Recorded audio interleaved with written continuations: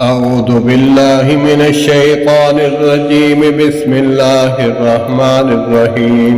سبح اسم ربك الأعلى الذي خلق فسوى والذي قدر فهدى والذي أخرج المرعى وجعله غثاء أهوى سنقرئك فلا تنسى إلا ما شاء الله إنه يعلم الجهر وما يخفى ونيسرك لليسرى فذكر إن نفعت الذكرى فيذكر من يخشى ويتجنبها الأشقى الذي يصلى النار الكبرى ثم لا يموت فيها ولا يحيا قد أفلح من تزكى وذكر اسم ربه فصلى بل تؤثرون الحياة الدنيا والآخرة خير وأبقى إن هذا لفي الصحف الأولى صحف إبراهيم وموسى.